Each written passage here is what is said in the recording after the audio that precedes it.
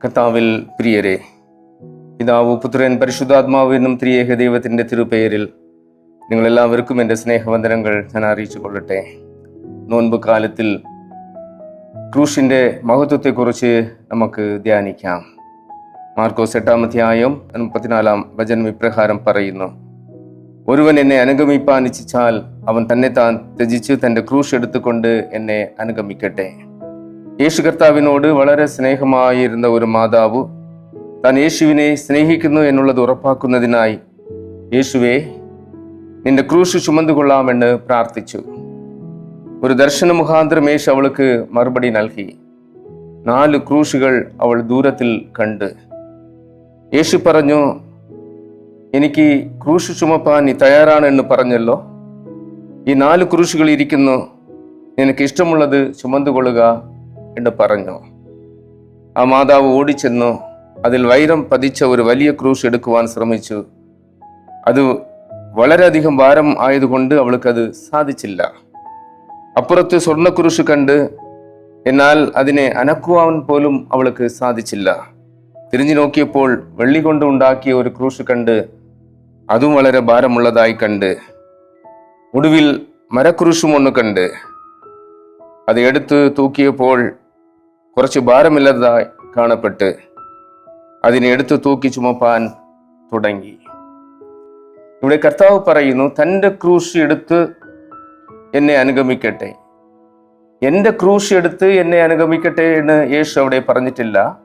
തൻ്റെ ക്രൂശ് എടുത്ത് എന്നെ അനുഗമിക്കട്ടെ. തന്നെത്താൻ ത്യജിച്ച് നമ്മാലാകുന്ന തൻ്റെ പ്രാപ്തി അനുസരിച്ചുള്ള ക്രൂശാണ് നാം ചുമക്കേണ്ടത്. അല്ലാതെ തൻ്റെ നിലവിട്ടും തൻ്റെ പ്രാപ്തിക്ക് അതീതമായി ആശാഭാഷങ്ങളെയും ആഡംബരങ്ങളെയും ആഗ്രഹങ്ങളെയും മുൻനിർത്തിക്കൊണ്ട് ഞാൻ ഭാരം ചുമക്കുവാൻ താല്പര്യപ്പെടുന്നു, ഞാൻ ക്രൂശ് ചുമക്കുവാൻ ആഗ്രഹമാണ് എന്ന് വിചാരിച്ചാൽ ആ ക്രൂശിനെ അനക്കുവാൻ പോലും സാധിക്കയില്ല.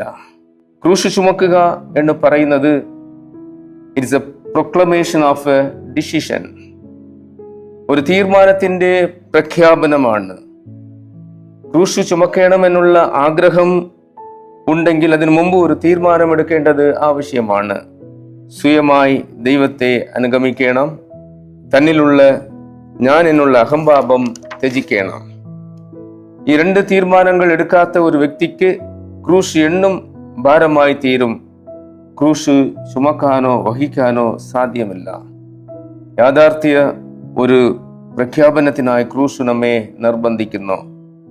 ക്രൂശോ അല്ലെങ്കിൽ ലോകത്തിൻ്റെ സുഖങ്ങളോ, എല്ലാറ്റിനെയും അനുഭവിച്ചതിന് ശേഷം, എല്ലാറ്റിനെയും സ്വന്തമാക്കിയതിന് ശേഷം മരിക്കാൻ പോകുന്ന സമയത്ത് ഇനി ക്രൂശ് ചുമക്കാം എന്ന് ചിന്തിച്ചാൽ അത് അധിക ഭാരമുള്ളതായി തീരും. ക്രൂശിലെ തൂക്കപ്പെട്ട ഒരു കള്ളൻ ഇങ്ങനെ ഒരു തീരുമാനമെടുത്തു: നാമോ കുറ്റം ചെയ്ത് ശിക്ഷ അനുഭവിക്കുന്നു, ഇവരോ ഒരു കുറ്റവും ചെയ്യാതെ ശിക്ഷ അനുഭവിക്കുന്നു. യേശുവേ, നീ രാജ്യത്വം പ്രാപിക്കുമ്പോൾ എന്നെയും ഓർക്കണമേ എന്ന് പറഞ്ഞു. It's a affirmation of the absolute declaration. ഹൃദയത്തിനാഴത്തിൽ നിന്ന് പുറപ്പെട്ട ഉറപ്പുള്ള തീരുമാനത്തിൻ്റെ പ്രഖ്യാപനം. ഇവൻ തെറ്റോ അരുതാത്തതോ ഒന്നും ചെയ്തിട്ടില്ല. കൂടെ ഇരുന്ന ശിഷ്യന്മാർക്ക് ഇത് പറയുവാൻ സാധിച്ചില്ല. മാറിൽ ചാരിയിരുന്ന യോഹനാനിന് ഇത് പറയുവാൻ സാധിച്ചില്ല. യേശുവിനെ കുറ്റം ചുമത്തിയ മക്കൾക്ക് ഇത് പറയുവാൻ സാധിച്ചില്ല.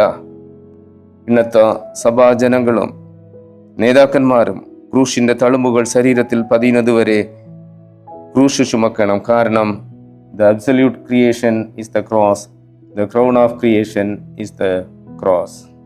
നമുക്ക് പ്രാർത്ഥിക്കാം. നല്ല ദൈവമേ, ഞങ്ങളുടെ പുത്രനായ കർത്താവിൻ്റെ ക്രൂശ് വെളിപ്പെടുത്തിയ ചിന്തകളെക്കായി നന്ദി കരയേറ്റുന്നു.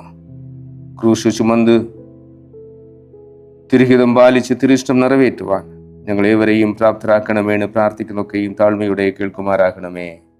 ആമേൻ.